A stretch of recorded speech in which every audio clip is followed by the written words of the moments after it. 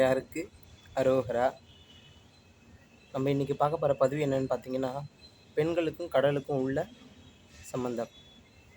இந்த கடல் பார்த்திங்கன்னா, நம்ம எவ்வளோ கழிவு நீர்களை அதுக்குள்ளே அனுப்புகிறோம், கடலுக்குள்ளே அனுப்புகிறோம். தண்ணி நம்ம தண்ணியாகவே யூஸ் பண்ணது கிடையாது. கடல் பின்வாங்கி போயிட்டே இருக்கும், நம்ம எவ்வளோ தான் அதை கஷ்டப்படுத்தினாலும். ஆனால் இருந்தாலும் கூட அந்த கடல் பின்வாங்குது நம்ம நினச்சிட்ருக்கோம். அது பின்வாங்கலை. ஒரு நாள் கொந்தளிக்கிறதுக்காக தான் பின்வாங்கிட்டு இருக்கு. அது கொந்தளிச்சுன்னா நம்ம என்ன செய்வோம்? அடிச்சுட்டு போயிட்டே இருக்க வேண்டியது.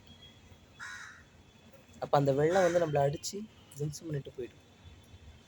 நம்ம என்ன பண்ணணும்? எதையும் பொறுமையாக கையாளணும். அதுபோல் நம்மளுடைய வீட்டில் இருக்கிற பெண்களை நம்ம அடிக்கடிக்கு கஷ்டப்படுத்திகிட்டே இருக்கக்கூடாது. அவங்கள நம்ம கஷ்டப்படுத்திகிட்டே இருக்கக்கூடாது.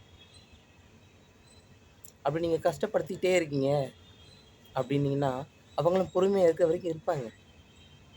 கடல் எப்படி பொங்குச்சோ அவங்களும் பொங்கிட்டாங்கன்னா நம்ம குடும்பங்கள்லாம் சிதறி போயிடும். நம்மளுடைய பாசங்கள் சிதறி போயிடும். நம்ம அன்பு சிதறி போயிடும். அப்போ எப்படி அந்த பெண்ணை கையாளணுமோ அப்படி கையாளணும். எல்லோரும் ஆண்கள்லாம் சொல்கிறாங்க, எங்கள் வீட்டில் வந்து செல்வமே நிறையறது கிடையாது, முன்னாடி நான் பார்த்துட்டு போனேன் அப்படின்லாம் சொல்கிறீங்க. அப்படிலாம் கிடையாது, தவறு அது. ஏன்னா நீங்கள் 8 லட்சுமி இருக்காங்க பார்த்தீங்களா, அதில் கஜலட்சுமின்னு இருக்கிறவங்க தான் உங்கள் வீட்டில் இருக்கிற மனைவி. நீங்கள் அந்த மனைவியை நீங்கள் எப்படி பார்க்குறீங்களோ, எப்படி நீங்கள் அதை வழி நடத்துகிறீங்களோ அதை பொறுத்து தான் இந்த 7 லட்சுமிகளும் உங்கள் வீட்டுக்குள்ளே வருவாங்க. அப்போ கஜலட்சுமியை நீங்கள் நல்லா பார்த்துக்கணும்.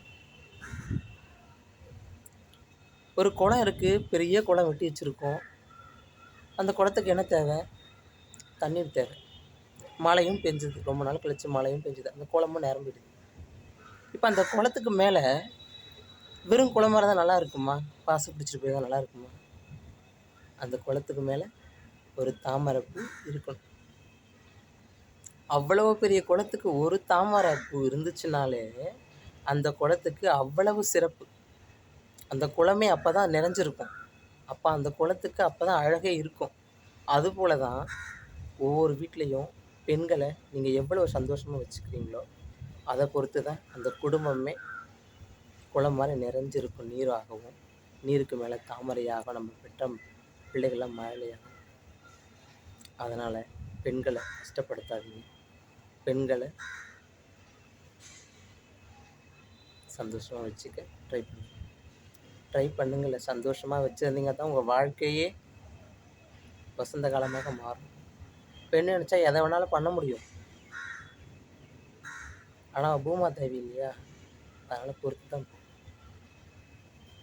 அந்த பொறுமையை நீங்கள் இழக்க வைக்காமல் இருந்தால் சந்தோஷம். அண்ணாமலையார் இருக்கார்.